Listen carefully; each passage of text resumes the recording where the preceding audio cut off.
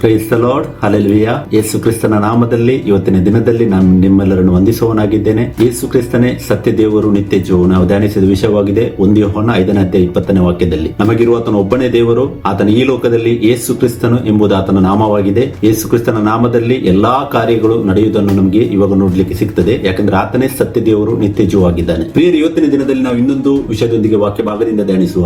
ಯೇಸು ಯಾಕೆ ರಾಜ್ಯವನ್ನು ತಂದೆಗೆ ಒಪ್ಪಿಸುತ್ತಾನೆ? ನಾವು ವಾಕ್ಯದಲ್ಲಿ ನೋಡಿದರೆ ದೇವರು ಒಂದು ರಾಜ್ಯವನ್ನು ಈ ಲೋಕದಲ್ಲಿ ಸ್ಥಾಪಿಸಿದ್ದನ್ನು ನಮಗೆ ಓದಲಿಕ್ಕೆ ಸಿಗ್ತದೆ. ಆದರೆ ಆ ವಾಕ್ಯಕ್ಕೆ ಒಂದು ದಿನ ಸಮಾಪ್ತಿ ಉಂಟು, ಅದು ತಂದೆಗೆ ಸಮರ್ಪಿತವಾಗುವುದಂತೇಳಿ ವಾಕ್ಯ ಭಾಗದಲ್ಲಿ ನಮಗೆ ಓದಲಿಕ್ಕೆ ಸಿಗ್ತದೆ. ಸೊ ಇದರ ಗೂಢಾರ್ಥವೇನಾಗಿದೆ ಎಂಬುವಂತದ್ದು ವಾಕ್ಯ ಭಾಗದಲ್ಲಿ ನಾವು ಧ್ಯಾನಿಸುವ. Why Jesus delivers kingdom to the Father ಎನ್ನುವಂಥದ್ದು ಇವತ್ತಿನ ನಮ್ಮ ಟಾಪಿಕ್ ಆಗಿದೆ. ನಾವು ಧ್ಯಾನಿಸುವ ದಾನಿಯೇಲನ ಪ್ರವಾದನೆ ಗ್ರಂಥ 2ನೇ ಅಧ್ಯಾಯ 34ನೇ ವಾಕ್ಯ, 44 ಮತ್ತು 45ನೇ ವಾಕ್ಯವನ್ನು ನಾವು ಧ್ಯಾನಿಸುವಾಗ ಈ ತರ ಬರೆದಿದೆ: ಆ ರಾಜರ ಕಾಲದಲ್ಲಿ ಪರಲೋಕ ದೇವರು ಒಂದು ರಾಜ್ಯವನ್ನು ಸ್ಥಾಪಿಸುವನು, ಅದು ಎಂದಿಗೂ ಅಳಿಯದು, ಅದರ ಪ್ರಾಬಲ್ಯವು ಬೇರೆ ಜನಾಂಗಕ್ಕೆ ಕದಲಿ ಹೋಗದು, ಆ ರಾಜ್ಯಗಳನ್ನೆಲ್ಲ ಭಂಗಪಡಿಸಿ ನಿರ್ನಾಮ ಮಾಡಿ ಶಾಶ್ವತವಾಗಿ ನಿಲ್ಲುವುದಂತೆ ವಾಕ್ಯ ಹೇಳುತ್ತದೆ. 45ನೇ ವಾಕ್ಯವು: ಬೆಟ್ಟದೊಳಗಿಂದ ಒಂದು ಗುಂಡು ಬಂಡೆಯು ಕೈಯಿಲ್ಲದೆ ಒಡೆಯಲ್ಪಟ್ಟು ಕಬ್ಬಿಣ, ತಾಮ್ರ, ಮಣ್ಣು, ಬೆಳ್ಳಿ, ಬಂಗಾರಗಳನ್ನು ಚೂರು ಚೂರು ಮಾಡಿದ್ದು ನಿನ್ನ ಕಣ್ಣಿಗೆ ಬಿತ್ತಲ್ಲ. ಇದರಿಂದ ಪರಲೋಕ ದೇವರು ಮುಂದೆ ನಡೆಯುವ ವಿಷಯಗಳನ್ನು ರಾಜನಿಗೆ ತಿಳಿಯಪಡಿಸಿದ್ದಾನೆ. ಕನಸು ನಿಜ, ಅದರ ಅರ್ಥವು ನಂಬತಕ್ಕದ್ದು ಎಂದು ಹೇಳಿದನು. ಈ ಏನು ಕನಸು ನೆಬೂಕದ್ನೆಚ್ಚರ್ ರಾಜನಿಗೆ ಬಿದ್ದಿತ್ತು, ಆ ಟೈಮಲ್ಲಿ ದಾನಿಯೇಲ ಪ್ರವಾದಿ ಆ ರಾಜ್ಯದಲ್ಲಿ ಇದ್ದನು. ಆತನು ಇದರ ಅರ್ಥವನ್ನು ಆ ರಾಜನಿಗೆ ಆ ಟೈಮಲ್ಲಿ ಕರೆಕ್ಟ್ ಆಗಿ ಎಕ್ಸ್ಪ್ಲೇನ್ ಮಾಡಿದ್ದಾನೆ. ಯಾಕಂದ್ರೆ ದೇವರು ಆತನಿಗೆ ಪ್ರಕಟಿಸಿದ್ದಾಗಿದೆ. ಇಲ್ಲಿ ಏನಿರ್ತದೆ ವಾಕ್ಯವು: ಆ ರಾಜರ ಕಾಲದಲ್ಲಿ, ಅಂದ್ರೆ ಎಲ್ಲಾ ರಾಜರ ಕಾಲದಲ್ಲಿ ಪರಲೋಕ ದೇವರು ಒಂದು ರಾಜ್ಯವನ್ನು ಸ್ಥಾಪಿಸೋಣ. ಆ ರಾಜ್ಯ ಏನಾಗಿದೆ? ಆ ರಾಜ್ಯವು ಸತ್ಯದ ರಾಜ್ಯವಾಗಿದೆ, ಆ ರಾಜ್ಯವು ನೀತಿಯ ರಾಜ್ಯವಾಗಿದೆ. ಮತ್ತೆ ಆ ರಾಜ್ಯದಲ್ಲಿ ಇವತ್ತು ನಮ್ಮನ್ನು ದೇವರು ಇಟ್ಟಿದ್ದಾನೆ.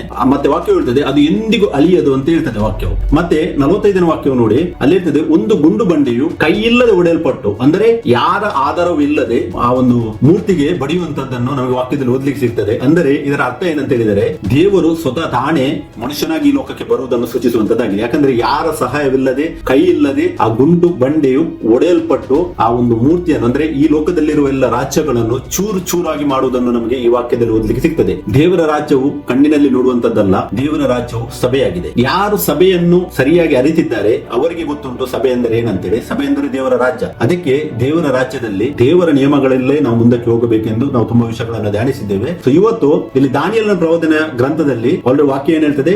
ದೇವರು ಆಲ್ರೆಡಿ ಒಂದು ರಾಜ್ಯವನ್ನು ಸ್ಥಾಪಿಸುವುದರ ಬಗ್ಗೆ ಮಾತಾಡ್ತದೆ. ಮತ್ತೆ ನಾವು ಇವಾಗ ಆ ಸ್ಥಾಪನೆ ಆಗಿದೆ, ಆ ರಾಜ್ಯದಲ್ಲಿ ನಾವು ಇದ್ದೇವೆ ಎಂಬುದಂತ ನಾವು ಬಲ್ಲವರಾಗಿದ್ದೇವೆ. ಪೆಂತೆಕೋಸ್ ದಿನದಲ್ಲಿ ಅಪೊಸ್ತಲರ ಕೃತ್ಯ 2ನೇ ಅಧ್ಯಾಯ 1, 2, 3, 4 ಓದುವಾಗ ಆ ದಿನದಲ್ಲಿ ಸ್ಥಾಪನೆಯಾಗಿದೆ ದೇವರ ರಾಜ್ಯ. ಆ ರಾಜ್ಯದಲ್ಲಿ ದೇವರು ನಮ್ಮನ್ನು ತನ್ನ ಅಂಗಗಳನ್ನಾಗಿ ಇಟ್ಟಿದ್ದಾನೆ ಅಂತೇಳಿ ವಾಕ್ಯವು 1 ಕೊರಿಂಥ 12:27 ನಮ್ಗೆ ಓದಲಿಕ್ಕೆ ಸಿಗ್ತದೆ. ತುಂಬಾ ವಾಕ್ಯಗಳು ಉಂಟು. ಎಫೆಸದಲ್ಲಿ ಕೂಡ ನಾವು 2ನೇ ಅಧ್ಯಾಯ 21, 22 ಕೂಡ ನಮಗೆ ಓದಲಿಕ್ಕೆ ಸಿಗ್ತದೆ. ಸೊ ನಾವು ಇವಾಗ ದೇವರ ರಾಜ್ಯದ ಅಂಗವಾಗಿದ್ದೇವೆ, ನಾವು ದೇವರ ರಾಜ್ಯದಲ್ಲಿ ಇದ್ದೇವೆ. ಬಟ್ ವಾಕ್ಯ ಏನ್ ಹೇಳ್ತದೆ? ವಾಕ್ಯ ಹೇಳ್ತದೆ ಈ ರಾಜ್ಯ ದೇವರೇನು ಸ್ಥಾಪಿಸಿದ್ದಾನೆ, ಯೇಸು ಈ ರಾಜ್ಯವನ್ನು ಒಂದು ದಿನ ತಂದೆಗೆ ಹ್ಯಾಂಡ್ ಓವರ್ ಮಾಡುವುದನ್ನು ವಾಕ್ಯವು ನಮಗೆ ತೋರಿಸ್ತದೆ. ಆ ದಿನ ಆವಾಗ ಸಮಾಪ್ತಿ ಅಂತ ಹೇಳ್ತದೆ. ನಾವು ವಾಕ್ಯ ಬಗ್ಗೆ ಧ್ಯಾನಿಸುವ 1 ಕೊರಿಂಥ 15ನೇ ಅಧ್ಯಾಯ 22ರಿಂದ 26ನೇ ವಾಕ್ಯದ ತನಕ ನಾವು ಧ್ಯಾನಿಸುವ. ಯಾವ ಪ್ರಕಾರ ಆದಾಮನ ಸಂಬಂಧದಿಂದ ಎಲ್ಲರೂ ಸಾಯುವವರಾದರೂ ಅದೇ ಪ್ರಕಾರ ಕ್ರಿಸ್ತನ ಸಂಬಂಧದಿಂದ ಎಲ್ಲರೂ ಜೀವಿತರಾಗುವರು. ಆದರೆ ಪ್ರತಿಯೊಬ್ಬನು ತನ್ನ ತನ್ನ ತರಗತಿಯಲ್ಲಿರುವನು. ಕ್ರಿಸ್ತನು ಪ್ರಥಮ ಫಲ, ತರುವಾಯ ಕ್ರಿಸ್ತನ ಪ್ರತ್ಯಕ್ಷತೆಯಲ್ಲಿ ಆತನವರು ಎದ್ದು ಬರುವರು. ಆಮೇಲೆ ಆತನು ಬೇರೆ ಎಲ್ಲಾ ದೊರೆತನವನ್ನು, ಎಲ್ಲಾ ಅಧಿಕಾರವನ್ನು, ಬಲವನ್ನು ನಿವೃತ್ತಿ ಮಾಡಿ ತಂದೆಯಾದ ದೇವರಿಗೆ ರಾಜ್ಯವನ್ನು ಒಪ್ಪಿಸಿಕೊಡುವಾಗ ಸಮಾಪ್ತಿ. ಯಾಕೆಂದರೆ ತಾನು ಎಲ್ಲಾ ವಿರೋಧಿಗಳನ್ನು ತನ್ನ ಪಾದಗಳ ಕೆಳಗೆ ಹಾಕಿಕೊಳ್ಳುವ ತನಕ ರಾಜ್ಯವನ್ನು ಆಳುವುದು ಅವಶ್ಯ. ಮರಣವು ಕಡೆಯ ಶತ್ರುವಾಗಿ ನಿವೃತ್ತಿಯಾಗುವುದಂತೇಳಿ ಇಲ್ಲಿ ವಾಕ್ಯ ಹೇಳ್ತದೆ. ಈ ನಾವು 22ನೇ ವಾಕ್ಯದಲ್ಲಿ ಧ್ಯಾನಿಸುವ ವಿಷಯವಾಗುವುದಂತ ಹೇಳಿದರೆ, ಆದಾಮನಿಂದಾಗಿ ಎಲ್ಲರೂ ಸಾಯುವರಾದರು, ಅದೇ ರೀತಿ ಕ್ರಿಸ್ತನ ಸಂಬಂಧದಿಂದ ಎಲ್ಲರೂ ಜೀವಿತರಾಗುವರು. ಅಂದ್ರೆ ಪುನರುತ್ಥಾನವನ್ನು, ರಿಸರೆಕ್ಷನ್ ಅನ್ನು ಸೂಚಿಸುವಂತದ್ದಾಗಿದೆ. 23ನೇ ವಾಕ್ಯದಲ್ಲಿ ಯೇಸು ಕ್ರಿಸ್ತನೇ ಪ್ರಥಮ ಫಲನಾದನು. ಯಾಕಂದ್ರೆ ನಮಗೆ ಪುನರುತ್ಥಾನವನ್ನು ದೊರಕಿಸುವುದಕ್ಕಾಗಿ ಆತನೇ ಸ್ವತಃ ದೇಹದಲ್ಲಿ ಸತ್ತು ಪುನರುತ್ಥಾನವಾದದ್ದನ್ನು ನಮಗೆ ವಾಕ್ಯದಲ್ಲಿ ಓದಲಿಕ್ಕೆ ಸಿಗ್ತದೆ. ಮತ್ತೆ ಆತನೇ ಪ್ರಥಮ ಫಲ, ಅಂದ್ರೆ ಇವತ್ತು ಕ್ರಿಸ್ತನೇ ಪ್ರಥಮ ಫಲ ಅಂತ ನಮಗೆ ವಾಕ್ಯ ತೋರಿಸ್ತದೆ. ಮತ್ತೆ 24ನೇ ವಾಕ್ಯದಲ್ಲಿ ನಾವು ಓದುವಾಗ ಅಲ್ಲಿ ವಾಕ್ಯ ಉಲ್ಲೇಖವಾಗುತ್ತದೆ: ಎಲ್ಲಾ ದೊರೆತನವನ್ನು, ಎಲ್ಲಾ ಅಧಿಕಾರವನ್ನು, ಬಲವನ್ನು ನಿವೃತ್ತಿ ಮಾಡಬೇಕು. ಇವಾಗ ದೊರೆತನ, ಅಧಿಕಾರ, ಬಲ ಏನಿದೆ ಅದು ಅದರ ಬಗ್ಗೆ ನಾವು ಧ್ಯಾನಿಸುವ ವಿಷಯವಾಗಿದೆ. ಅದನ್ನು ನಾವು ಮುಂದೆ ಧ್ಯಾನಿಸುವ.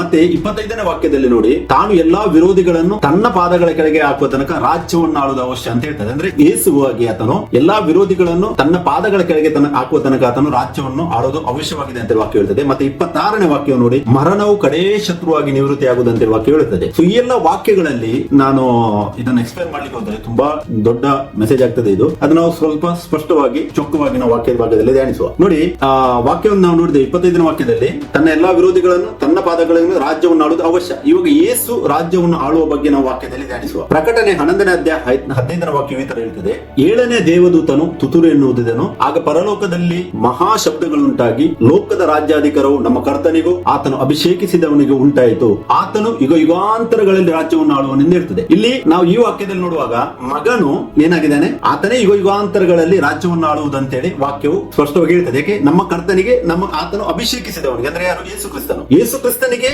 ರಾಜ್ಯವು ದೊರೆಯುವುದು ಅಂತೇಳಿ ವಾಕ್ಯ ಹೇಳುತ್ತದೆ. ಮತ್ತೆ ಆತನು ಯುಗ ಯುಗಾಂತರಗಳಲ್ಲಿ ರಾಜ್ಯವನ್ನು ಆಳುವನಂತ ಇಲ್ಲಿ ಹೇಳ್ತದೆ. ನಾವು ಪೌಲನ ಮುಖಾಂತರವಾಗಿ ನಾವು ಬರೆದದ್ದನ್ನು ಓದಿರುವಾಗ ಇದೇ ರಾಜ್ಯವನ್ನು ಹ್ಯಾಂಡ್ ಓವರ್ ಮಾಡ್ಲಿಕ್ಕೂ ಕೂಡ ಉಂಟು ಅಂತೇಳಿ ವಾಕ್ಯ ಹೇಳ್ತದೆ. ಸೊ ಅದರ ಗೂಢಾರ್ಥವೇನಾಗಿದೆ ಎಂಬುದನ್ನು ನಾವು ವಾಕ್ಯದಲ್ಲಿ ಧ್ಯಾನಿಸುವ ಅವಶ್ಯಕತೆವಾಗಿದೆ. ಇನ್ನೊಂದು ವಾಕ್ಯವನ್ನು ಧ್ಯಾನಿಸುವ. ಇಬ್ರಿಯರಿಗೆ ಬರೆದ ಪತ್ರಿಕೆ 1ನೇ ಅಧ್ಯಾಯ ಅದರ 8ನೇ ವಾಕ್ಯ ಈ ತರ ಹೇಳ್ತದೆ, ಮಗನ ವಿಷಯದಲ್ಲಾದರೂ ದೇವರೇ ನಿನ್ನ ಸಿಂಹಾಸನ ಯುಗ ಯುಗಾಂತರಗಳಲ್ಲಿ ಇರುವುದು, ನ್ಯಾಯದಂಡವೇ ನಿನ್ನ ರಾಜದಂಡವಾಗಿದೆ ಅಂತ ಹೇಳಿ ವಾಕ್ಯ ಹೇಳ್ತದೆ. ಸೊ ಈ ವಾಕ್ಯದಲ್ಲಿ ಕೂಡ ನಾವು ಧ್ಯಾನಿಸುವಾಗ ನೋಡಿ, ಮಗನ ವಿಷಯದಲ್ಲಿ, ಮಗ ಯಾರು? ಯೇಸು ಕ್ರಿಸ್ತ. ಯೇಸು ಕ್ರಿಸ್ತನ ವಿಷಯದಲ್ಲಿ ವಾಕ್ಯ ಮಾತಾಡುವಾಗ ದೇವರೇ ನಿನ್ನ ಸಿಂಹಾಸನವು, ಅಂದ್ರೆ ಯೇಸು ಕ್ರಿಸ್ತನ ಸಿಂಹಾಸನವು ಯುಗ ಯುಗಾಂತರಗಳಲ್ಲಿ ಇರುವುದಂತೇಳಿ ವಾಕ್ಯ ಹೇಳುತ್ತದೆ. ಸೊ ಯೇಸು ಕ್ರಿಸ್ತನೇ ಯುಗ ಯುಗಾಂತರಗಳಲ್ಲಿ ಆಳ್ವಿಕೆಯನ್ನು ನಡೆಸುವ ಆತನಾಗಿದೆ ಅಂತೇಳಿ ಈ ವಾಕ್ಯದಲ್ಲಿ ಕೂಡ ನಮಗೆ ಸ್ಪಷ್ಟ ಆಗ್ತದೆ. ಮತ್ತೆ ಪ್ರವಾದಿಯಾದ ಯೆಶಾಯನ ಗ್ರಂಥ 9ನೇ ಅಧ್ಯಾಯ 7ನೇ ವಾಕ್ಯದಲ್ಲಿ ಕೂಡ ಆತನು ನುಡಿದಿದ್ದನು. ಅಲ್ಲಿ ಏನ್ ಹೇಳ್ತದೆ ವಾಕ್ಯ? ಅವನ ಮುಖಾಂತರ ದಾವಿದನ ಸಿಂಹಾಸನದ ಆಡಳಿತವು ಅಭಿವೃದ್ಧಿ ಆಗುವುದು, ದಾವಿದನ ರಾಜ್ಯದಲ್ಲಿ ನಿತ್ಯ ಸಮಾಧಾನವಿರುವುದು, ಆ ರಾಜ್ಯವು ಇಂದಿನಿಂದ ಯಾವಾಗಲೂ ನೀತಿ ನ್ಯಾಯಗಳ ಮೂಲಕ ಸ್ಥಾಪಿತವಾಗಿ ಸ್ಥಿರಗೊಳ್ಳುವುದು ಅಂತ ಹೇಳ್ತದೆ. ಯಾವಾಗ ಯೇಸು ಕ್ರಿಸ್ತನು ತನ್ನ ರಾಜ್ಯವನ್ನು ಸ್ಥಾಪಿಸ್ತಾನೋ ಇಲ್ಲಿ ವಾಕ್ಯ ಹೇಳ್ತದೆ, ಆ ರಾಜ್ಯವು ಇಂದಿನಿಂದ ಯಾವಾಗಲೂ ಅಂತ ಹೇಳ್ತಾನೆ. ಅಂದ್ರೆ ಎಟರ್ನಿಟಿಯನ್ನು ಸೂಚಿಸುವಂತದ್ದಾಗಿದೆ. ಆ ರಾಜ್ಯವು ನೀತಿ ನ್ಯಾಯಗಳ ಮೂಲಕ ಸ್ಥಾಪಿತವಾಗಿ ಸ್ಥಿರಗೊಳ್ಳುವುದು ಅಂತ ಹೇಳಿ ವಾಕ್ಯ ಹೇಳುತ್ತದೆ. ಇದು ಸೇನಾಧೀಶನು ಯೆಹೋವನ ಆಗ್ರಹವು ಇದನ್ನು ನೆರವೇರಿಸುವಂತೆ ವಾಕ್ಯ ಹೇಳುತ್ತದೆ. ಇನ್ನೊಂದು ವಾಕ್ಯ ಕೂಡ ಧ್ಯಾನಿಸುವ ನಾವು. ಪ್ರವಾದಿಯಾದ ದಾನಿಯೇಲನ ಗ್ರಂಥ 7ನೇ ಅಧ್ಯಾಯ 13 ಮತ್ತು 14ನೇ ವಾಕ್ಯ ಈ ತರ ಹೇಳ್ತದೆ ನೋಡಿ, ನಾನು ಕಂಡ ರಾತ್ರಿಯ ಕನಸಿನಲ್ಲಿ ಇಗೋ ಮನುಷ್ಯ ಕುಮಾರನಂತಿರುವವನು ಆಕಾಶದ ಮೇಘಗಳೊಂದಿಗೆ ಬಂದು ಆ ಮಹಾವೃದ್ಧನನ್ನು ಸಮೀಪಿಸಿದನು, ಅವನನ್ನು ಆತನ ಸನ್ನಿಧಿಗೆ ತಂದರು. ಸಕಲ ಜನಾಂಗ ಕುಲ ಭಾಷೆಗಳವರು ಆತನನ್ನು ಸೇವಿಸಲೆಂದು ಅವನಿಗೆ ದೊರೆತನವು ಘನತೆಯು ರಾಜ್ಯವು ಕೊಡೋಣವಾದವು, ಅವನ ಆಳಿಕೆಯು ಅಂತ್ಯವಿಲ್ಲದ್ದು ಶಾಶ್ವತವಾದದ್ದು, ಅವನ ರಾಜ್ಯ ಎಂದಿಗೂ ಅಳಿಯದು ಅಂತ ಹೇಳಿ ವಾಕ್ಯ ಹೇಳುತ್ತದೆ. ಈ ವಾಕ್ಯದಲ್ಲಿ ನಾವು ಧ್ಯಾನಿಸುವಾಗ ಮನುಷ್ಯ ಕುಮಾರನನ್ನು ಸೂಚಿಸುತ್ತದೆ ವಾಕ್ಯ. ಮತ್ತೆ ಆತನು ಆಕಾಶದ ಮೇಘಗಳೊಂದಿಗೆ ಆ ಮಹಾವೃದ್ಧನನ್ನು ಸಮೀಪಿಸಿದನಂತೆ ಹೇಳ್ತದೆ. ಈ ಮಹಾವೃದ್ಧ ಅಂತ ಹೇಳುವಾಗ ಇನ್ನೊಂದು ಪರ್ಸನಾಲಿಟಿ ಅಂತ ಹೇಳಿ ಜನರು ಥಿಂಕ್ ಮಾಡಿದ, ಅದು ರಾಂಗ್ ಆಗಿದೆ. ಇಂಗ್ಲಿಷ್ ಟ್ರಾನ್ಸ್ಲೇಷನ್ ಹೇಳ್ತದೆ ಇದರದ್ದು ಏನ್ಷಿಯಂಟ್ ಆಫ್ ಡೇಸ್, ಅಂದ್ರೆ ಪುರಾತನ ಕಾಲಗಳು. ಈ ಟ್ರಾನ್ಸ್ಲೇಷನ್ ರಾಂಗ್ ಆಗಿದೆ. ಮಹಾವೃದ್ಧ ಅಂತ ಹೇಳಿದರೆ ಅದು ಪರ್ಸನ್ ಅಲ್ಲ, ಪುರಾತನ ಕಾಲಗಳು ಅಂತ ಹೇಳಿದರೆ ದೇವರು ಆತನು ಮನುಷ್ಯ ಕುಮಾರನಾಗಿ ದೇವಕುಮಾರನಾಗಿ ಲೋಕಕ್ಕೆ ಬರೋದಕ್ಕಿಂತ ಮುಂಚೆ ಆತನ ಇದ್ದ ಸ್ಥಾನವನ್ನು ಸೂಚಿಸುತ್ತದೆ. ಮತ್ತೆ ಯಾವಾಗ ಆತನು ತನ್ನ ದೇಹದಲ್ಲಿ ಕಾರ್ಯವನ್ನು ಮುಗಿಸಿ ಹಿಂದಕ್ಕೆ ಅದೇ ಜಾಗಕ್ಕೆ ಹೋಗ್ತಾನೋ ಆ ಆತನ ಸ್ಥಾನಕ್ಕೆ ಹೋಗಿ ಅಲ್ಲಿ ಆತನು ಮನುಷ್ಯ ಕುಮಾರನಾಗಿ ಏನ್ ಮಾಡ್ತಾನೆ, ಆ 14ನೇ ವಾಕ್ಯ ನೋಡಿರಿ, ಸಕಲ ಜನಾಂಗ ಕುಲ ಭಾಷೆ ಅವನನ್ನು ಸೇವಿಸುವಂತೆ ಅವನಿಗೆ ದೊರೆತನ ಘನತೆ ರಾಜ್ಯವು ಆತನು ತೆಗೆದುಕೊಳ್ಳುವುದನ್ನು ನಮಗೆ ನೋಡ್ಲಿಕ್ಕೆ ಸಿಗ್ತದೆ. ಅಂದ್ರೆ ಆತನು ಮನುಷ್ಯ ಕುಮಾರನಾಗಿ ಅಲ್ಲಿ ರಾಜ್ಯವನ್ನು ಪಡೆಯುವುದನ್ನು ಈ ವಾಕ್ಯದಲ್ಲಿ ನಮಗೆ ನೋಡ್ಲಿಕ್ಕೆ ಸಿಗ್ತದೆ. ನೋಡಿ ಇಲ್ಲಿ ವಾಕ್ಯ ಹೇಳ್ತದೆ, ಅವನ ಆಳಿಕೆ ಅಂತ್ಯವಿಲ್ಲದು ಶಾಶ್ವತವಾದದ್ದು, ಅವನ ರಾಜ್ಯವು ಎಂದಿಗೂ ಅಳಿಯುವುದು ಅಂತ ಹೇಳ್ತದೆ ವಾಕ್ಯ. ಇಲ್ಲಿ ಕೂಡ ಮಗನ ರಾಜ್ಯವೇ ಸದಾಕಾಲ ಇರುವುದಂತೇಳಿ ವಾಕ್ಯದಿಂದ ನಮಗೆ ಸ್ಪಷ್ಟವಾಗ್ತದೆ. ನಾವೆಲ್ಲಾ ಧ್ಯಾನಿಸಿದ ವಿಷಯದಲ್ಲಿ ವಾಕ್ಯಗಳಲ್ಲಿ ಇಷ್ಟ ತನಕ ಎಷ್ಟು ವಾಕ್ಯಗಳನ್ನು ನಾವು ಧ್ಯಾನಿಸಿದೆವೋ ಎಲ್ಲಾ ವಾಕ್ಯಗಳು ನಮಗೆ ಸೂಚಿಸುವಂತದ್ದಾಗಿದೆ. ಮಗನು ಆಳ್ವಿಕೆ ಮಾಡುವನು ಅಂತೇಳಿ ಪ್ರವಾದಿಯಾದ ಯೆಶಾಯನ ಗ್ರಂಥದಲ್ಲಿ ನಾವು ನೋಡಿದೆವು, ಇಬ್ರಿಯದಲ್ಲಿ ನೋಡಿದೆವು, ಪ್ರಕಟಣೆಯಲ್ಲಿ ನಾವು ನೋಡಿದೆವು, ಮತ್ತೆ ದಾನಿಯೇಲನದಲ್ಲಿ ಕೂಡ ನಾವು ನೋಡಿದೆವು. ಆತನ ಆಳಿಕೆಯು ಅಂತ್ಯವಿಲ್ಲದ ಅಂತೇಳಿ ಹೇಳ್ತದೆ. ಬಟ್ ಅದೇ ವಾಕ್ಯ ನಾವು 1 ಕೊರಿಂಥ 15ರಲ್ಲಿ ಪೌಲನ ಮುಖಾಂತರ ದೇವರು ಹೇಳಿದ್ದಾನೆ, ಈ ರಾಜ್ಯವನ್ನು ಯೇಸು ಏನ್ ಮಾಡ್ತಾನೆ ಸಮರ್ಪಣೆ ಮಾಡುವುದಕ್ಕೂ ಕೂಡ ಉಂಟು ಅಂತೇಳಿ ವಾಕ್ಯವೂ ಇದೆ. ಸೊ ಲೂಕನು ಬರೆದ ಸುವಾರ್ತೆಯಲ್ಲಿ ಕೂಡ ನೋಡಿ ಇಲ್ಲಿ ವಾಕ್ಯ ಹೇಳುತ್ತದೆ, ಆತನು ಮಹಾಪುರುಷನಾಗಿ ಪರಾತ್ಪರನ ಕುಮಾರನೆನಿಸಿಕೊಳ್ಳುವನು, ಇದಲ್ಲದೆ ದೇವರಾಗಿರುವ ಕರ್ತನು ಆತನ ಮೂಲ ಪಿತನಾದ ದಾವಿದನ ಸಿಂಹಾಸನವನ್ನು ಆತನಿಗೆ ಕೊಡುವನು ಅಂತ ಹೇಳ್ತದೆ ವಾಕ್ಯ. ಇಲ್ಲಿ ಕೂಡ ನೋಡಿ ದೇವರಾದ ಕರ್ತನು ದಾವಿದನ ಸಿಂಹಾಸನದ ಮೇಲೆ ಆತನನ್ನು ಆಳ್ವಿಕೆ ಮಾಡುವ ಬಗ್ಗೆ ವಾಕ್ಯ ಉಲ್ಲೇಖ ಮಾಡುತ್ತದೆ. ಓಕೆ, ಮತ್ತೆ ನೋಡಿ ಆತನು ಯಾಕೋಬನ ವಂಶವನ್ನು ಸದಾಕಾಲ ಆಳುವನು ಅಂತ ಹೇಳ್ತದೆ ಇಲ್ಲಿ. ಮತ್ತೆ ಆತನ ರಾಜ್ಯಕ್ಕೆ ಅಂತ್ಯವೇ ಇಲ್ಲ ಎಂದು ಹೇಳಿದಾನೆ ಅಂತೇಳಿ ವಾಕ್ಯ ಇಲ್ಲಿ ಉಲ್ಲೇಖ ಆಗ್ತದೆ. ನಾವು ಇಲ್ಲಿ ಆತನ ರಾಜ್ಯಕ್ಕೆ ಅಂತ್ಯವೇ ಇಲ್ಲ ಎಂದು ಬೈಬಲ್ ಮಾತಾಡೋದನ್ನು ನಾವು ನೋಡ್ತಾ ಇದ್ದೇವೆ. ಇದು ಆತನು ಒಬ್ಬನೇ ದೇವರೆಂದು ತೋರಿಸ್ತದೆ, ಒಬ್ಬನೇ ಆಳ್ವಿಕೆ ಮಾಡುವಾತನು. ನಾವು ನೋಡಿದ್ದೇವೆ ಇಷ್ಟೆಲ್ಲ ವಾಕ್ಯಗಳನ್ನು ಮಾಡುವಾಗ ಆತನ ಒಬ್ಬನೇ ಆಳ್ವಿಕೆಯನ್ನು ಮಾಡುವುದಂತೇಳಿ ವಾಕ್ಯ ತೋರಿಸ್ತದೆ. ನಾನು ಮತ್ತೆ ಹೇಳಲು ನಿಮ್ಗೆ ಬಯಸ್ತೇನೆ, ಟ್ರಿನಿಟಿ ಎಂಬಂತ ಏನು ಬೋಧನೆಯು ಆ 3 ವ್ಯಕ್ತಿಗಳು ಏಕ ದೇವರು ಎಂದು ಜನರು ಅಥವಾ ವಿಶ್ವಾಸಿಗಳು ನಂಬುವುದು ಅದು ದೇವರ ವಾಕ್ಯದ ಪ್ರಕಾರ ಇಲ್ಲ ಅಂತೇಳಿ ನಮಗೆ ಸ್ಪಷ್ಟವಾಗ್ತದೆ. ಯಾಕಂತ ಹೇಳಿದ್ರೆ ನಮ್ಮ ದೇವರಾದ ಕರ್ತನ ಒಬ್ಬನೇ ದೇವರು. ಆ ನಂಬಿಕೆ ದೇವರಿಂದ ಬಂದದಲ್ಲ, ಅದೊಂದು ಸೈತಾನದಿಂದ ಬಂದ ತತ್ವವಾಗಿದೆ, ಅಂದ್ರೆ ಬೋಧನೆಯಾಗಿದೆ. ಯಾರು ಟ್ರಿನಿಟಿಯನ್ನು ನಂಬ್ತಾರೋ ಅದು ದೇವರಿಂದ ಬಂದಂತ ಬೋಧನೆ ಅಲ್ಲ ಎಂಬುದನ್ನು ನಾವು ಮೊದಲು ಧ್ಯಾನಿಸಬೇಕು. ಹೊರತು ಸಂಪೂರ್ಣ ಬೈಬಲ್ ನಮಗೆ ನಮ್ಮ ದೇವರು ಒಬ್ಬನೇ ದೇವರು ಎಂದು ತೋರಿಸ್ತದೆ. ಬೇಕಿದ್ರೆ ನಾವು ವಾಕ್ಯ ಭಾಗವನ್ನು ಪುನಃ ಧ್ಯಾನಿಸುವುದಾದರೆ ನೋಡಿ, ಮಾರ್ಕನು ಬರೆದ ಸುವಾರ್ತೆಯಲ್ಲಿ 12ನೇ ಅಧ್ಯಾಯ 29-30 ವಾಕ್ಯ, ಮತ್ತೆ ಅದೇ ವಾಕ್ಯವನ್ನು ಮೋಶೆ ಧರ್ಮಶಾಸ್ತ್ರದಲ್ಲಿ ಧರ್ಮೋಪದೇಶ ಕಂಡ ಎಂಬ ಪಂಚಮ ಭಾಗದಲ್ಲಿ 6ನೇ ಅಧ್ಯಾಯ 4-5ನೇ ವಾಕ್ಯದಲ್ಲಿ ಕೂಡ ಸೇಮ್ ವಾಕ್ಯ. ಯೇಸು ಕ್ರಿಸ್ತನು ಯಾವಾಗ ಆತನು ದೇಹದಲ್ಲಿದ್ದನು ಮತ್ತೆ ಆತನೇ ಯಾವಾಗ ಯೆಹೋವನಾಗಿ ಆತ್ಮ ಸ್ವರೂಪನಾಗಿದ್ದನು, ಎರಡು ಟೈಮ್ ಅಲ್ಲಿ ಆತನು ಕೊಟ್ಟ ಒಂದೇ ಎಲ್ಲ ಆಜ್ಞೆಗಳಿಗಿಂತ ಪ್ರಾಮುಖ್ಯವಾದ ಆಜ್ಞೆ ಅಂತೇಳಿ ಬೈಬಲ್ ನಮಗೆ ಹೇಳ್ತದೆ. ಅದೇನಾಗಿದೆ ಹೇಳ್ತಾರೆ, ಇಸ್ರಾಯೇಲ್ ಜನವೇ ಕೇಳು, ನಮ್ಮ ದೇವರಾದ ಕರ್ತನು ಒಬ್ಬನೇ ದೇವರು. ಒಬ್ಬನೇ ದೇವರು ಅಂತೇಳಿ ನಾವು ನಂಬುವುದು ಅತಿ ಅವಶ್ಯವಾಗಿದೆ. ಆದ್ರೆ ಇವಾಗ ಲೋಕದಲ್ಲಿ ಜನರು ಎಷ್ಟು ಜನ ಒಬ್ಬನೇ ದೇವರು ಅಂತೇಳಿ ಅದನ್ನು ನಂಬುತ್ತಾರೆ. ಎಲ್ಲರೂ ತಮ್ಮದೇ ಆದಂತ ಒಂದು ರೀತಿಯಲ್ಲಿ ತಮ್ಮದೇ ಆದಂತ ಒಂದು ಎಲ್ಲ ಆಡ್ ಮಾಡಿ ಅದಕ್ಕೆ ಆ ಎಲ್ಲ ರೀತಿಯ ದೇವರು ಟ್ರಿನಿಟಿ ಅಂತೇಳಿ ಲೋಕವು ನಂಬ್ತಾ ಇದೆ. ಅದು ಸುಳ್ಳಾದ ಬೋಧನೆ ಆಗಿದೆ ಮತ್ತು ಅದು ದೇವರಿಂದ ಬಂದ ಬೋಧನೆ ಅಲ್ಲ ಅಂತೇಳಿ ನಾವು ಅರಿಯಬೇಕು. ಯಾರು ಟ್ರಿನಿಟಿ ಅಂತೇಳಿ ದೇವರು ನಂಬ್ತಾರೆ ಅವರು ದೇವರ ಆಜ್ಞೆಯನ್ನು ಮುರಿಯುವವರಾಗಿದ್ದಾರೆ. ಎಲ್ಲಾ ಆಜ್ಞೆಗಳಲ್ಲಿ ಮೊದಲನೆಯದು ಅಂತೇಳಿ ನಾವು ಇಲ್ಲಿ ಧ್ಯಾನಿಸಿದೆವು. ಮತ್ತೆ 30ನೇ ವಾಕ್ಯವನ್ನು ನೋಡಿ, ನಿನ್ನ ದೇವರಾದ ಕರ್ತನನ್ನು ಒಬ್ಬಾತನನ್ನು ಸೂಚಿಸುತ್ತದೆ. ಆತನನ್ನು ಏನ್ ಮಾಡ್ಬೇಕಂತೆ? ಪೂರ್ಣ ಹೃದಯದಿಂದ, ಪೂರ್ಣ ಪ್ರಾಣದಿಂದ, ಪೂರ್ಣ ಬುದ್ಧಿಯಿಂದ, ಪೂರ್ಣ ಶಕ್ತಿಯಿಂದ ಪ್ರೀತಿಸಬೇಕು. ಆತನು ಒಬ್ಬನೇ ಅಂತ ಹೇಳಿ ಗೊತ್ತಾದ್ರೆ ಮಾತ್ರ ನಮಗೆ ನಮ್ಮ ಪೂರ್ಣ ಪ್ರಾಣದಿಂದ, ಪೂರ್ಣ ಶಕ್ತಿಯಿಂದ, ಪೂರ್ಣ ಬುದ್ಧಿಯಿಂದ ಮತ್ತೆ ಪೂರ್ಣ ಹೃದಯದಿಂದ ಆತನನ್ನು ಪ್ರೀತಿಸಲಿಕ್ಕೆ ಆಗ್ತದೆ. ಪ್ರಿಯರೇ, ನಿಮ್ಮ ನಂಬಿಕೆ ಏನಾಗಿದೆ ಅದನ್ನು ಪುನೊಮ್ಮೆ ನೀವು ಧ್ಯಾನಿಸಿ. ಯಾಕಂತ ಹೇಳಿದರೆ ಯಾವುದೇ ಡಿನೋಮಿನೇಷನ್ ಅಂಡರ್ ನಿಮ್ಗೆ ಏನು ಪ್ರೀಚ್ ಮಾಡಿ ಆ ನಂಬಿಕೆಯನ್ನು ಮಾಡ್ಲಿಕ್ಕೆ ಹೇಳಿದರೆ ನಾಳೆ ಯೇಸು ಕ್ರಿಸ್ತನ ಪುನಃ ಬರುವಾಗ ಆತನು ಯಾವ ಡಿನೋಮಿನೇಷನ್ ಅಂಡರ್ ನಾವು ಇದ್ದೇವೆ ಅಂತೇಳಿ ದೇವರು ನಮಗೆ ಕೇಳುವುದಿಲ್ಲ. ಆತನ ವಾಕ್ಯಕ್ಕೆ ನಾವು ಎಷ್ಟು ಗೌರವವನ್ನು ಕೊಟ್ಟಿದ್ದೇವೆ, ಆತನ ವಾಕ್ಯದಲ್ಲಿ ನಾವು ಕಟ್ಟಿದ್ದೇವಾ ಎಂಬುವಂತ ವಿಷಯವನ್ನು ಆತ ನಮಗೆ ಕೇಳುವಂತನಾಗಿದ್ದಾನೆ. ಅದಕ್ಕೋಸ್ಕರವಾಗಿ ಆತನ ಆಜ್ಞೆಯನ್ನು ಮುರಿಯಬೇಡಿರಿ. ಆತನ ಕೊಟ್ಟ ಎಲ್ಲಾ ಆಜ್ಞೆಗಳಂತೆ ಈ ಹೊಸ ಒಡಂಬಡಿಕೆ ನಮಗೆ ಎರಡೇ ಆಜ್ಞೆಯನ್ನು ಕೊಟ್ಟಿದ್ದಾನೆ. ಆತನು ಒಂದು ಒಬ್ಬನೇ ದೇವರು ಅಂತೇಳಿ ನಾವು ನಂಬಬೇಕು, ಆತನೇ ಯೇಸು ಕ್ರಿಸ್ತನು ಈ ಲೋಕದಲ್ಲಿ ಅಂತೇಳಿ ನಾವು ನಂಬಬೇಕು, ಮತ್ತೆ ನನ್ನ ನೆರೆಯವನನ್ನು ನನ್ನಂತೆ ನಾನು ಪ್ರೀತಿಸಬೇಕು ಎಂಬ ಎರಡೇ ಎರಡು ಆಜ್ಞೆಗಳನ್ನು ನಮಗೆ ದೇವರು ಕೊಟ್ಟದ್ದಾಗಿದೆ. ಈ ಆಜ್ಞೆಗಳಿಗೆ ವಿಧೇಯರಾಗಿ ಆ ಆಜ್ಞೆ ಪ್ರಕಾರನೇ ದೇವರನ್ನು ನೀವು ನಂಬಿರಿ. ಒಂದು ವೇಳೆ ನಿಮಗೆ ಇದರ ಪ್ರಕಟಣೆ ಸಿಗ್ಲಿಲ್ಲ, ಡೌಟ್ ಇದೆ ಅಂತ ಹೇಳಿದರೆ ನಾವು ನಂಬರ್ಸ್ ಗಳನ್ನು ಇಲ್ಲಿ ಕೊಟ್ಟಿದ್ದೇವೆ. ನಾವು ಡಿಸ್ಕಸ್ ಮಾಡುವ ವಾಕ್ಯ ಭಾಗದಲ್ಲಿ ದೇವರು ನಿಮಗೆ ಪ್ರಕಟಿಸುವ ಆತನಾಗಿದ್ದಾನೆ. ಯಾಕಂದ್ರೆ ಆತನ ಒಬ್ಬನೇ ದೇವರು. ಓಲ್ಡ್ ಟೆಸ್ಟ್ಮೆಂಟ್ ಅಲ್ಲಿ ಕೂಡ ಆತನ ಒಬ್ಬನೇ ದೇವರಿದ್ದನು, ಹೊಸ ಒಡಂಬಡಿಕೆಯಲ್ಲಿ ಕೂಡ ಆತನ ಒಬ್ಬನೇ ದೇವರಿದ್ದಾನೆ. ಒಬ್ಬನೇ ದೇವರೆಂದು ನಂಬಿ ಯೇಸು ಕ್ರಿಸ್ತನ ಹೆಸರಿನಲ್ಲಿ ದೀಕ್ಷಿತನ ಮಾಡಿಸಿದರೆ ಮಾತ್ರ ರಕ್ಷಣೆ ಆಗುವುದು ಅಂತ ಬೈಬಲ್ ನಮಗೆ ಹೇಳ್ತದೆ. ಒಬ್ಬನೇ ದೇವರೆಂದು ನಂಬುವಂತದ್ದು ಉಂಟಲ್ಲ, ಇದು ಬಹಳ ಮುಖ್ಯವಾದ ಮತ್ತು ಅತಿ ಪ್ರಾಮುಖ್ಯವಾದ ಸಂಗತಿಯಾಗಿದೆ. ಯಾಕಂತ ಹೇಳಿದ್ರೆ ದೇವರಾದ ಕರ್ತನು ತಾನೇ ಸ್ವತಃ ಯೆಹೋವನಾತನು, ದೇವರಾದ ಕರ್ತನು ತಾನೇ ಸ್ವತಃ ಯೇಸು ಕ್ರಿಸ್ತನಾಗಿ ಈ ಲೋಕಕ್ಕೆ ಬಂದನು ಮನುಷ್ಯನಾಗಿ. ಮತ್ತೆ ದೇವರಾದ ಕರ್ತನು ತಾನೇ ಸ್ವತಃ ಆತನೇ ನಮ್ಮ ತಂದೆಯು. ಇವಾಗ ಆತನು ಮನುಷ್ಯ ಕುಮಾರನಾಗಿದ್ದಾನೆ. ಅದಕ್ಕೋಸ್ಕರವಾಗಿ ನಮಗೆ ಬೈಬಲ್ ಅಲ್ಲಿ ಆತನ ಸ್ಥಾನಕ್ಕೆ ಹೋಗಿದ್ದ ನಮ್ಗೆ ಓದಲಿಕ್ಕೆ ಸಿಗುವುದಿಲ್ಲ. ಆದ್ರೆ ಆತನೇ ನಮ್ಮ ಸ್ವತಃ ತಂದೆಯಾಗಿದ್ದಾನೆ. ಮತ್ತೆ ದೇವರಾದ ಕರ್ತನು ತಾನೇ ಮಗನ ಸ್ಥಾನವನ್ನು ಕೂಡ ತೆಗೆದಿದ್ದಾನೆ. ಮಗನ ಸ್ಥಾನ ಯಾವುದು? ರಕ್ತ ಮಾಂಸ ಶರೀರವಾದ ಸ್ಥಾನವೇ ಮಗನ ಸ್ಥಾನ. ಆ ತಂದೆಯ ಸ್ಥಾನ ಯಾವುದು? ಆತ್ಮ. ಆತನ ಆತ್ಮ ಸ್ವರೂಪನಾದ ದೇವರು. ಇದನ್ನು ನಾವು ಅರ್ಥ ಮಾಡಿದರೆ ನಮಗೆ ತಂದೆಯೇ ಪವಿತ್ರ ಆತ್ಮನು ಅಂತೇಳಿ ಸ್ಪಷ್ಟವಾಗಿ ವಾಕ್ಯದಿಂದ ಗೊತ್ತಾಗ್ತದೆ. ಸೊ ದೇವರಾದ ಕರ್ತನು ತಾನೇ ಸ್ವತಃ ಪವಿತ್ರ ಆತ್ಮನಾಗಿದ್ದಾನೆ.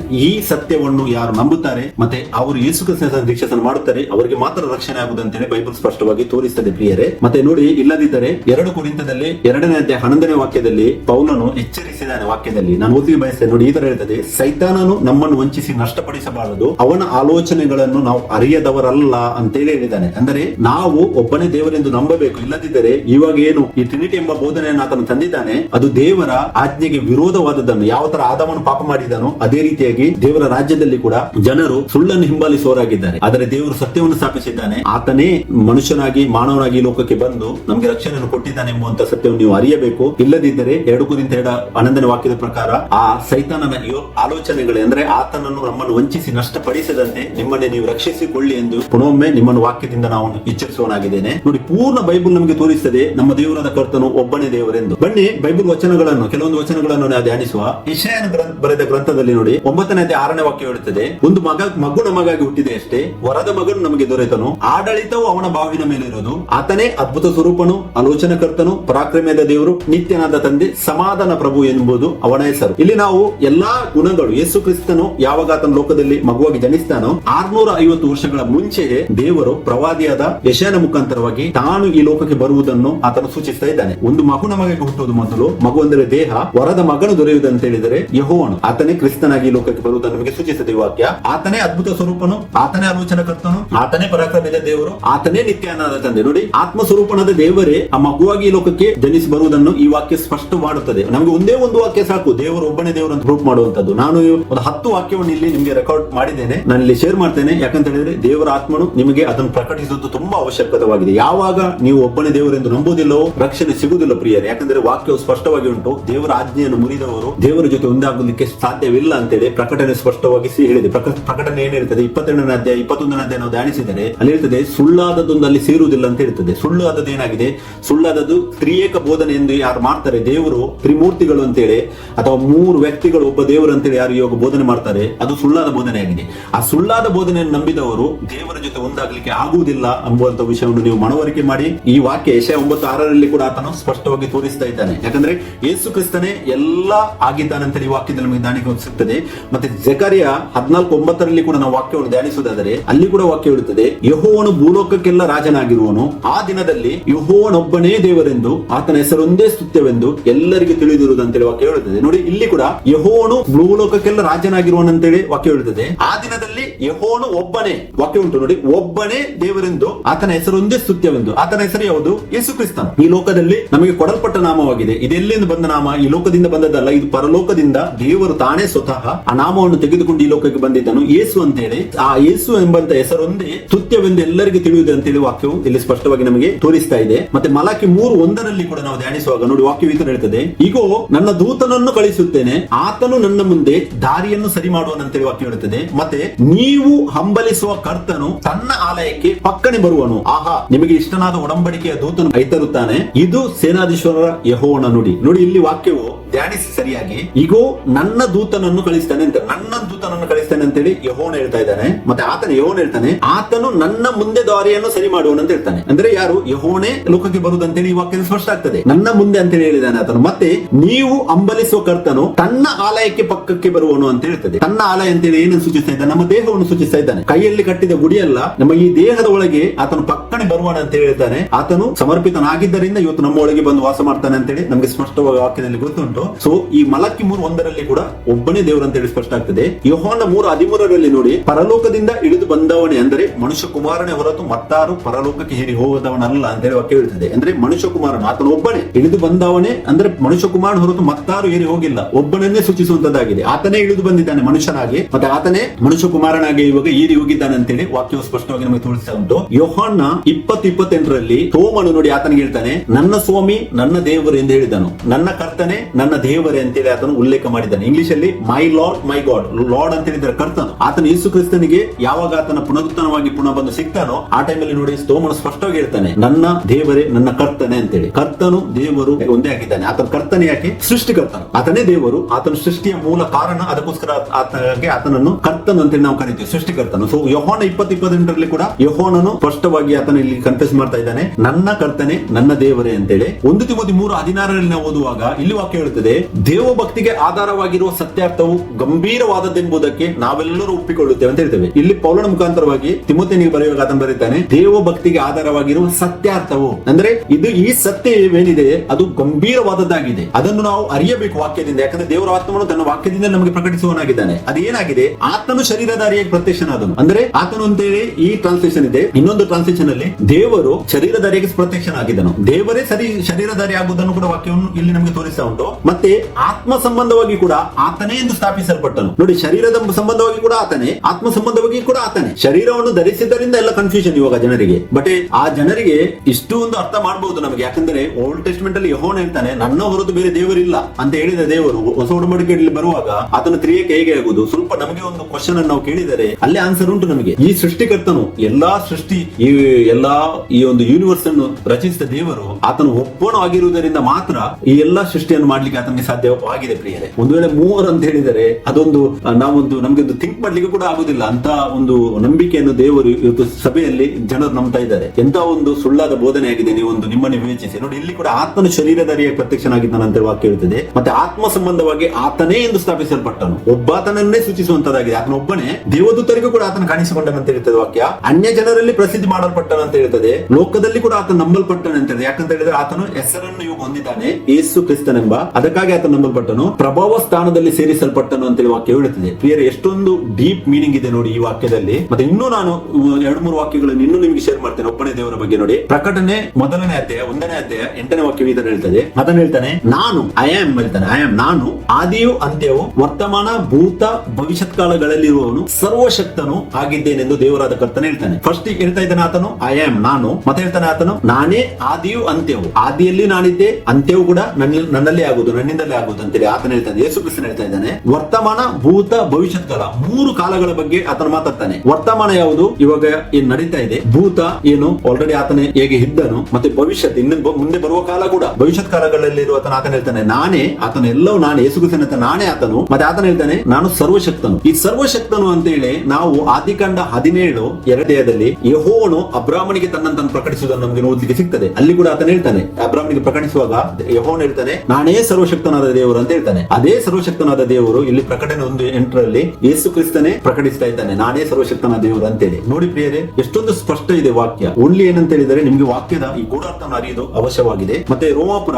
9:5 ಕೂಡ ಆತನು ನೋಡಿ ಉಲ್ಲೇಖ ಮಾಡಿದ್ದಾನೆ. ಆತನ ಹೇಳ್ತಾನೆ ಅಬ್ರಾಮ, ಇಸಾಕ, ಯಾಕೋಬ ಅವರ ಪಿತೃಗಳೇ, ಕ್ರಿಸ್ತನು ಶರೀರ ಸಂಬಂಧವಾಗಿ ಅವರ ವಂಶದಲ್ಲಿ ಹುಟ್ಟಿದನು. ಯಾರು ಇಲ್ಲಿ ಕ್ರಿಸ್ತನು ಅಂತೇಳಿ ವಾಕ್ಯ ಹೇಳುತ್ತದೆ. ಕ್ರಿಸ್ತ ಅಂತ ಹೇಳಿದ್ರೆ ಆತ್ಮಸ್ವರೂಪನಾದ ದೇವರು. ಕ್ರಿಸ್ತನು ಶರೀರ ಸಂಬಂಧವಾಗಿ ಅವರ ವಂಶದಲ್ಲಿ ಹುಟ್ಟಿದನು. ಆತನು ನೋಡಿ ಒಬ್ಬಾತನಿಗೇನು ಎಲ್ಲದರ ಮೇಲೆ ಒಡೆಯನು, ನಿರಂತರ ಸ್ತುತಿ ಹೊಂದತಕ್ಕ ದೇವರು ಆಗಿದ್ದಾನೆ. ಆಮೇನ್ ಅಂತ ಹೇಳ್ತದೆ. ನೋಡಿ ಇಲ್ಲಿ ಕ್ರಿಸ್ತನೇ ಎಲ್ಲದರ ಮೇಲೆ ಒಡೆಯನು ಮತ್ತೆ ನಿರಂತರ ಸ್ತುತಿ ಹೊಂದತಕ್ಕ ದೇವರು. ಆಮೇನ್ ಅಂತ ಹೇಳಿದೆ. ಆಮೇನ್ ಅಂತ ಹೇಳಿದರೆ ಆಯ್ತು, ಫುಲ್ ಸ್ಟಾಪ್ ಅಲ್ಲಿ ಫಿನಿಶ್. ಆಮೇನ್ ಅಂತ ಹೇಳಿದ ಮೇಲೆ ನಮಗೆ ಮುಂದೆ ಹೋಗ್ಲಿಕ್ಕೆ ಆಗುದಿಲ್ಲ. ನೋಡಿ ಈ ಮುಸ್ಲಿಂ ಜನಾಂಗವಿದೆ, ಅವರಿಗೆ ಈ ಆಮೇನ್ ಎನ್ನುವಂತ ಈ ವರ್ಡಿನ ಇಂಪಾರ್ಟೆನ್ಸ್ ಅವರು ತುಂಬಾ ಒಳ್ಳೆದಲ್ಲಿ ಬಲ್ಲತರಾಗಿದ್ದಾರೆ. ಯಾಕಂತ ಹೇಳಿದರೆ ಆಮೇನ್ ಅಂತ ಹೇಳಿದ್ರೆ ಮೀನಿಂಗ್ ಏನು ಗೊತ್ತಾ, ನಾವು ಅದನ್ನು ಈ ವಾಕ್ಯದ ಜೊತೆಗೆ ನಾವು ಎಗ್ರಿ ಆಗುದು. ಎಸ್ ಹೌದು ಅಂತೇಳಿ, ಯಾಕೆ ಸತ್ಯವಾಗಿದೆ ಅಂತೇಳಿ ನಾವು ನಮ್ಮ ಬಾಯಿಂದ ನಾವು ಕನ್ಫ್ಯೂಸ್ ಮಾಡುವಂತದ್ದಾಗಿದೆ. ಈ ಆಮೇನ್ ಎನ್ನುವಂತ ವಾಕ್ಯವನ್ನು ಯೇಸು ಕ್ರಿಸ್ತನ್ ಏನ್ ಮಾಡ್ತಾನೆ, ನೀವು ಪ್ರಕಟಣೆ 3:14 ಓದುವಾಗ ಲವೋದಿಕ ಸಭೆಗೆ ಆತನು ಬರೆಯುವಾಗ ಅಲ್ಲಿ ಆತನು ತನ್ನ ಪ್ರಕಟಿಸ್ತಾನೆ ಆಮೇನ್ ಎಂಬಾತನ ಅಂತೇಳಿ ಆತನ ತನ್ನನ್ನು ಉಲ್ಲೇಖ ಮಾಡ್ತಾನೆ. ತನ್ನನ್ನು ಉಲ್ಲೇಖ ಮಾಡುವಾಗ ಆಮೇನ್ ಅಂತ ಹೇಳಿದ್ರೆ ಫುಲ್ ಸ್ಟಾಪ್, ನಾನೇ ಅಂತೇಳಿ ಆತನಲ್ಲಿ ಫುಲ್ ಸ್ಟಾಪ್ ಆಗಿ ತೋರಿಸಿ ತನ್ನನ್ನೇ ಉಲ್ಲೇಖ ಮಾಡುವುದನ್ನು ಕೂಡ ಅಲ್ಲಿ ಕೂಡ ನಮಗೆ ವಾಕ್ಯದಲ್ಲಿ ಓದಲಿಕ್ಕೆ ಸಿಗ್ತದೆ. ಮತ್ತೆ ಇದರಲ್ಲಿ ನಾವು 9ನೇ ಪಾಯಿಂಟ್ 1 ಯೋಹನ 5:20 ಕೂಡ ನಾವು ಓದುವಾಗ ಅಲ್ಲಿ ವಾಕ್ಯ ಹೇಳ್ತದೆ, ದೇವರ ಮಗನು ಬಂದು ನಾವು ಸತ್ಯವಾಗಿರುವ ಆತನನ್ನು ಅರಿತುಕೊಳ್ಳುವ ಹಾಗೆ ನಮಗೆ ವಿವೇಕವನ್ನು ಕೊಟ್ಟಿದ್ದಾನೆ ಎಂದು ನಮಗೆ ಗೊತ್ತಿದೆ ಅಂತ ಹೇಳಿ ವಾಕ್ಯ ಹೇಳುತ್ತದೆ. ಸತ್ಯವಾಗಿರುವ ಆತನನ್ನು ನಾವು ಅರಿತುಕೊಳ್ಳುವ ಹಾಗೆ ಅಂದ್ರೆ ಆತನೇ ಸತ್ಯನಾಗಿದ್ದಾನೆ. ಮತ್ತೆ ನೋಡಿ ಅಲ್ಲಿ ವಾಕ್ಯ ಹೇಳುತ್ತದೆ, ನಾವು ದೇವರ ಮಗನಾದ ಯೇಸು ಕ್ರಿಸ್ತನಲ್ಲಿ ಇರುವವರಾಗಿ ಸತ್ಯನಾಗಿರುವ ಆತನಲ್ಲಿದ್ದಾರೆ. ಯಾರ್ಯಾರು ಯೇಸು ಕ್ರಿಸ್ತನಲ್ಲಿದ್ದಾರೆ, ಯೇಸು ಕ್ರಿಸ್ತನನ್ನು ಯಾರು ಬಲ್ಲವರಾಗಿದ್ದಾರೆ ಅವರು ಸತ್ಯವಾಗಿರುವ ಆತನಲ್ಲಿದ್ದಾರೆ. ಮತ್ತೆ ವಾಕ್ಯ ಹೇಳ್ತದೆ ಆತನು ಸತ್ಯ ದೇವರು ನಿತ್ಯ ಜೀವವಾಗಿದ್ದಾನೆ. ನೋಡಿ ಇಲ್ಲಿ ಕೂಡ ಹೇಳ್ತದೆ ಆತನು ಒಬ್ಬಾತನನ್ನೇ ಸೂಚಿಸ್ತಂಟು. ಯೇಸು ಕ್ರಿಸ್ತನ್ ಏನಾಗಿದ್ದಾನೆ, ಸತ್ಯ ದೇವರು ಕೂಡ ಆತನೇ ಆಗಿದ್ದಾನೆ, ನಿತ್ಯ ಜೀವ ಕೂಡ ಆತನೇ ಆಗಿದ್ದಾನೆ ಅಂತ ಹೇಳಿ ಸ್ಪಷ್ಟವಿದೆ ವಾಕ್ಯ. ಮತ್ತೆ ಪ್ರಕಟಣೆ ನೀವು 22:13 ಓದುವಾಗ ಈ last book of last chapter ಯಾವಾಗ ಈ ಬೈಬಲ್ ಅಲ್ಲಿ ನಮಗೆ ಓದ್ಲಿಕ್ಕೆ ಸಿಗುವಾಗ ಅಲ್ಲಿ ಕೂಡ ಆತನ ಹೇಳುವಾಗ ಈ ತರ ಹೇಳ್ತಾನೆ ನೋಡಿ, ನಾನೇ ಅಂತ ಹೇಳ್ತಾನೆ. ಇಲ್ಲಿ ಕೂಡ ಐ ಆಮ್, ನಾನೇ ಆದಿಯು ಅಂತ್ಯವು. ನಾವು ಪ್ರಕಟಣೆ 1:8 ಓದಿದೆವು. ಅಲ್ಲಿ ಕೂಡ ಆತನ ಹೇಳಿದನು ಆದಿಯು ಅಂತ್ಯವು ಆತನೇ, ಯೇಸು ಕ್ರಿಸ್ತನೇ. ಇಲ್ಲಿ ಕೂಡ ಆತನ ಹೇಳ್ತಾ ಇದ್ದಾನೆ ಮೊದಲನೆಯವನು ಕಡೆಯವನು, ಪ್ರಾರಂಭವು ಸಮಾಪ್ತಿಯೂ ಆಗಿದ್ದೇನೆ. ಇಲ್ಲಿ ಆತನ ಏನ್ ಮಾಡಿದ್ದಾನೆ, 3 ಆ ಕಾಲಗಳೇನಿದೆ ವರ್ತಮಾನ, ಭೂತ, ಭವಿಷ್ಯತ್ ಕಾಲಗಳಲ್ಲಿ ನಾನೇ ಇದ್ದಾತನು ಅಂತೇಳಿ ಇಲ್ಲಿ ಸ್ಪಷ್ಟವಾಗಿ ಆತನು ತೋರಿಸ್ತಾ ಇದ್ದಾನೆ. ಏನು, ನಾನೇ ಆದಿ ಅಂತ್ಯ, ಮತ್ತೆ ಏನು ಮೊದಲನೇನು ಕಡೆಯವನು, ಪುನಃ ಹೇಗೆ ಬಿಗಿನಿಂಗ್ ಪ್ರಾರಂಭ ಸಮಾಪ್ತಿ ಎಲ್ಲವೂ ನಾನೇ ಆಗಿದ್ದೇನೆ ಅಂತೇಳಿ ಇಲ್ಲಿ ಕೂಡ ಆತನ ಹೇಳ್ತಾ ಇದ್ದಾನೆ. ನೋಡಿ 10 ಪಾಯಿಂಟ್ಸ್ ನಾನು ವಾಕ್ಯ ಭಾಗದಿಂದ ತೋರಿಸಿದೆ. ಇದು 10 ಏನಿಲ್ಲ, ಇದು ಮಿನಿಮಮ್. ನಾನು ಯಾಕೆಂದ್ರೆ ತುಂಬಾ ಟೈಮ್ ಹೋಗ್ತದೆ ಅದಕ್ಕೋಸ್ಕರ ಇದನ್ನು ಎಕ್ಸ್ಪ್ಲೇನ್ ಮಾಡಿದ್ದೇನೆ. ಇಂಥದ್ದೇ ಪೂರ ಬೈಬಲ್ ನಮಗೆ ಓದುವಾಗ ನಮ್ಮ ದೇವರಾಗಿರೋ ಕರ್ತನು ಒಬ್ಬನೇ ದೇವರು ಅಂತ ತೋರಿಸ್ತದೆ. ನಾನು ಪುನಃ ನಿಮಗೆ ಹೇಳಲಿಕ್ಕೆ ಬಯಸ್ತೇನೆ, ಯಾರು ಟ್ರಿನಿಟಿ ಬೋಧನೆಯಲ್ಲಿ ಇದ್ದೀರಿ ನೀವು ನಿಮ್ಮನ್ನು ಪಶ್ಚಾತ್ತಾಪ ಮಾಡಿ ನಿಮ್ಮ ಪಾಪಗಳಿಗೆ, ಏಕೆಂದ್ರೆ ಪಾಪಗಳಿಗಾಗಿ ಕ್ಷಮೆಯನ್ನು ಬೇಡಿ ದೇವರನ್ನು ತ್ರಿಮೂರ್ತಿ ಎಂದು ನಂಬಿದ್ದಕ್ಕಾಗಿ. ಯಾಕಂದ್ರೆ ಆತನು ಒಬ್ಬನೇ ದೇವರಾಗಿದ್ದಾನೆ, ಆತನ ಚಿತ್ತವಾಗಿತ್ತು ಆತನನ್ನು ನಾವು ಅರಿಯಬೇಕೆಂದು ಅದಕ್ಕೋಸ್ಕರವಾಗಿ ಆತನ ಶರೀರ ಧಾರಣೆ ಮಾಡುವುದು, ಈ ಲೋಕಕ್ಕೆ ಬರುವುದು, ನಮಗೆ ಆತನ ಜೀವವನ್ನು ಕೊಡುವುದು ಅಂತೇಳಿ ಸ್ಪಷ್ಟ ಇದೆ ವಾಕ್ಯದಲ್ಲಿ. ಅದಕ್ಕೆ ಈ ಎಲ್ಲ ವಾಕ್ಯಗಳು ಯೇಸು ಕ್ರಿಸ್ತನೇ ಸ್ವತಃ ನಮ್ಮ ದೇವರಾದ ಕರ್ತನು ಒಬ್ಬನೇ ದೇವರೆಂದು ಸ್ಪಷ್ಟವಾಗಿ ನಾವು ಧ್ಯಾನಿಸಿದ್ದೇವೆ. ಇವಾಗ ಆತನೇ ಸ್ವತಃ ತಂದೆಯು ಮತ್ತು ಆತನೇ ಸ್ವತಃ ಮಗನು ಕೂಡ ಹೌದು, ಆತನೇ ಸ್ವತಃ ಪವಿತ್ರಾತ್ಮನು ಕೂಡ ಹೌದು. ಈ ಎಲ್ಲಾ ಸ್ಥಾನಗಳನ್ನು ಆತನು ನಮ್ಮನ್ನು ಉಳಿಸಲು ಮತ್ತೆ ನಮಗೆ ಶಾಶ್ವತ ಜೀವನವನ್ನು ಅಂದ್ರೆ ನಿತ್ಯ ಜೀವವನ್ನು ನೀಡಲು ಆತನು ತೆಗೆದುಕೊಂಡಿದ್ದಾಗಿದೆ. ಈ ಎಲ್ಲಾ ಸ್ಥಾನಗಳನ್ನು ಆತನು ತೆಗೆದುಕೊಂಡಿದ್ದಾಗಿದೆ. ಯಾವುದು, ತಂದೆಯ ಸ್ಥಾನವನ್ನು, ಮಗನ ಸ್ಥಾನವನ್ನು ಮತ್ತೆ ಪರಿಶುದ್ಧ ಆತ್ಮನಾಗಿ ಆತನು ಇವಾಗ ಏನಿದ್ದಾನೆ ಆ ಎಲ್ಲಾ ಸ್ಥಾನಗಳನ್ನು ಆತನು ನಮಗಾಗಿ ತೆಗೆದುಕೊಂಡಿದ್ದಾಗಿದೆ. ಇಂಗ್ಲಿಷ್ ಅಲ್ಲಿ ನಾವು ಹೇಳುವುದಾದರೆ 1 God 3 ಮ್ಯಾನಿಫೆಸ್ಟೇಷನ್ ಅಂತ ಹೇಳ್ತಾರೆ.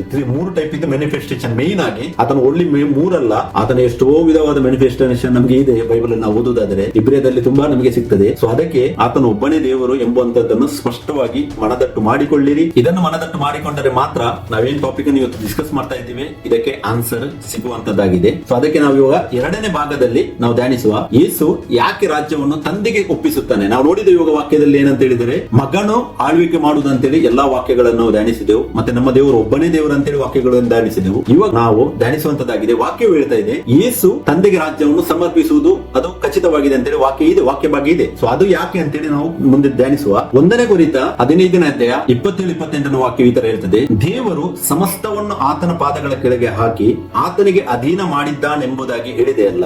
ಸಮಸ್ತವು ಆತನಿಗೆ ಅಧೀನ ಮಾಡಲ್ಪಟ್ಟಿದೆ ಎಂದು ಹೇಳುವಾಗ ಧ್ಯಾನಿಸುವಾಗ ಸಮಸ್ತವನ್ನು ಅಧೀನ ಮಾಡಿ ಕೊಟ್ಟಾತನು ಅದರಲ್ಲಿ ಸೇರಲಿಲ್ಲ ಎಂಬುದು ಸ್ಪಷ್ಟವಾಗಿದೆ. ಇದರಲ್ಲಿ ಹೇಳ್ತಾ ಇದೆ ವಾಕ್ಯ, ಸಮಸ್ತವನ್ನು ಅಧೀನ ಮಾಡಿ ಕೊಟ್ಟಾತನು ಅದರಲ್ಲಿ ಸೇರಲಿಲ್ಲ ಅಂತ ಹೇಳಿದೆ. ಇದರ ವಾಕ್ಯವನ್ನು, ಇದರ ಮೀನಿಂಗ್ ಅನ್ನು ಧ್ಯಾನಿಸುವ. ಮತ್ತೆ ನೋಡಿ 28ನೇ ವಾಕ್ಯ, ಸಮಸ್ತವು ಆತನಿಗೆ ಅಧೀನವಾದ ಮೇಲೆ ಮಗನು ಸಮಸ್ತವನ್ನು ತನಗೆ ಅಧೀನ ಮಾಡಿ ಕೊಟ್ಟಾತನಿಗೆ ತಾನೇ ಅಧೀನನಾಗುವನು. ಇಲ್ಲಿ ಮಗನು ಅಧೀನನಾಗುವನು ಅಂತ ಹೇಳಿ ವಾಕ್ಯ ಹೇಳ್ತದೆ. ನಾವು ಧ್ಯಾನಿಸಿದ ವಾಕ್ಯವಾಗಿದೆ ಮಗನೇ ಆಳ್ವಿಕೆ ನಡೆಸ್ತಾ ಇದ್ದಾನೆ. ಬಟ್ ಇಲ್ಲಿ ವಾಕ್ಯ ಹೇಳ್ತದೆ ಮಗನೇ ಸಮಸ್ತವನ್ನು ತನಗೆ ಅಧೀನ ಮಾಡಿಕೊಟ್ಟಂತೆ ತಾನೇ ಅಧೀನನಾಗುವನು ಅಂತ ಹೇಳ್ತದೆ. ಹೀಗೆ ದೇವರು ಸಮಸ್ತರಲ್ಲಿ ಸಮಸ್ತನಾಗುವನು ಅಂತೇಳಿ ವಾಕ್ಯ ಹೇಳ್ತದೆ. ಪ್ರಿಯರೇ, ಈ ವಾಕ್ಯದ ಗೂಢಾರ್ಥವನ್ನು ನಾವು ಅರಿಯುವುದು ತುಂಬಾ ಅವಶ್ಯಕವಾಗಿದೆ. ಧ್ಯಾನಿಸಿ ನೋಡಿ, ನಾನು ಪುನಃ ಹೇಳಲಿಕ್ಕೆ ಬಯಸ್ತೇನೆ, ಟ್ರಿನಿಟಿ ಬೋಧನೆಯವರು ಈ ವಚನವನ್ನು ಪರಿಹರಿಸಲು ಸಾಧ್ಯವಿಲ್ಲ. ಯಾಕಂತ ಹೇಳಿದರೆ ಇಲ್ಲಿ 3 ವ್ಯಕ್ತಿತ್ವಗಳನ್ನು ಇಲ್ಲಿ ಸೂಟ್ ಮಾಡ್ಲಿಕ್ಕೆ ಆಗುದಿಲ್ಲ. ಓಕೆ, ಟ್ರಿನಿಟಿ ಬೋಧನೆಯು ಪುನಃ ಹೇಳ್ತೇನೆ ಸುಳ್ಳಾದ ಬೋಧನೆಯಾಗಿದೆ. ಈ ವಚನವನ್ನು ಅರ್ಥ ಮಾಡಿಕೊಳ್ಳಲು ದೇವರು ಮಾನವ ಕುಲಕ್ಕಾಗಿ ತೆಗೆದುಕೊಂಡಂತ 2 ಪಾತ್ರಗಳನ್ನು ನಾವು ಬೈಬಲ್ ಇಂದ ಧ್ಯಾನಿಸಬೇಕು. ಯಾವಾಗ ಆತನು ತೆಗೆದುಕೊಂಡ 2 ಪಾತ್ರಗಳು, ಅಂದರೆ ಇಂಗ್ಲಿಷ್ ಅಲ್ಲಿ ನಾವು ರೋಲ್ಸ್ ಅಂತ ಹೇಳ್ತೇವೆ, 2 ರೋಲ್ಸ್ ಗಳನ್ನು ದೇವರು ನಮಗಾಗಿ ತೆಗೆದುಕೊಂಡಿದ್ದಾನೆ.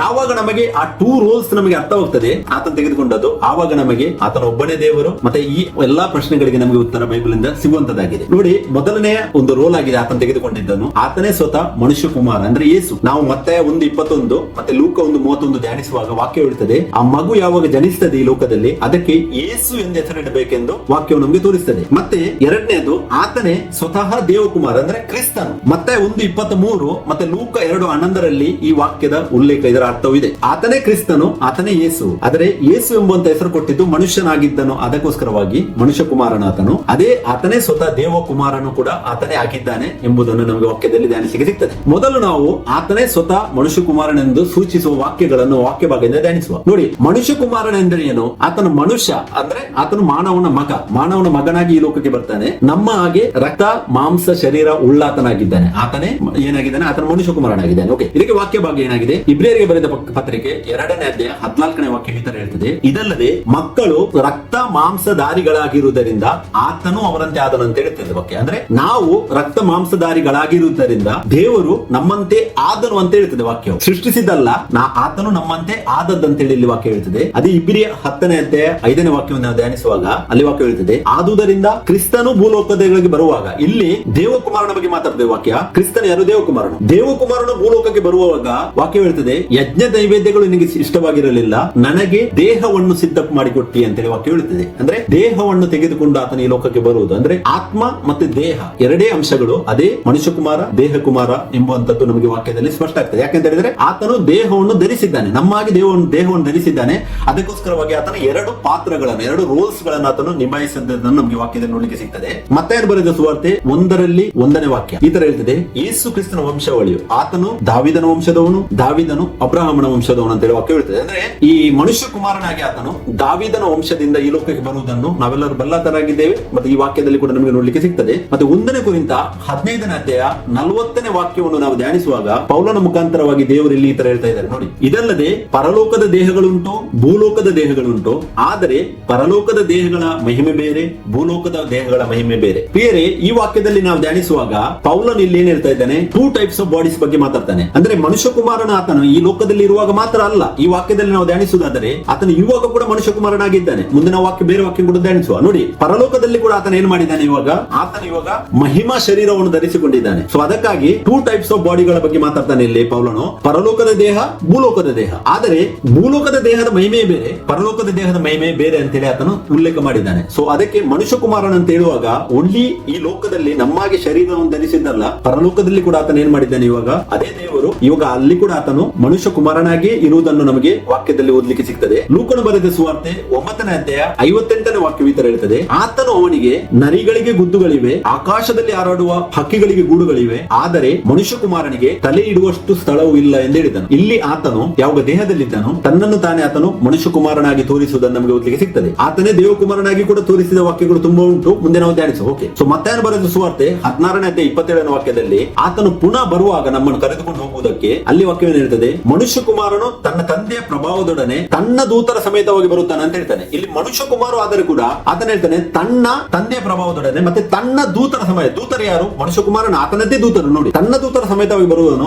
ಆಗವಾಗ ಆತನು ಒಬ್ಬೊಬ್ಬನಿಗೆ ಅವನವನ ನಡತೆಗೆ ತಕ್ಕ ಫಲವನ್ನು ಕೊಡುವನು. ಇಲ್ಲಿ ಕೂಡ ಆತನೇ ನಮಗೆ ಫಲವನ್ನು ಕೊಡುವಾತನಾಗಿದ್ದಾನೆ ಅಂತೇಳಿ ಈ ವಾಕ್ಯದಲ್ಲಿ ಸ್ಪಷ್ಟ. ಹೇಗೆ ಆತನು ಕೊಡ್ತಾ ಇದ್ದಾನೆ? ಮನುಷ್ಯ ಕುಮಾರನಾಗಿ ಆತನು ನಮಗೆ ಕೊಡ್ತಾ ಇದ್ದಾನೆ ಎಂದು ಸ್ಪಷ್ಟವಾಗಿ ನಮಗೆ ಇಲ್ಲಿ ಗೊತ್ತಾಗ್ತದೆ. ಮತ್ತೆ ನೋಡಿ, ಮತ್ತೆ ಬರೆದ ಸುವಾರ್ತೆ 24ನೇ ಅಧ್ಯಾಯ 30ನೇ ವಾಕ್ಯವನ್ನು ಕೂಡ ನಾವು ಧ್ಯಾನಿಸುವಾಗ ನಮಗೆ ಅಲ್ಲಿ ಓದಲಿಕ್ಕೆ ಸಿಗ್ತದೆ.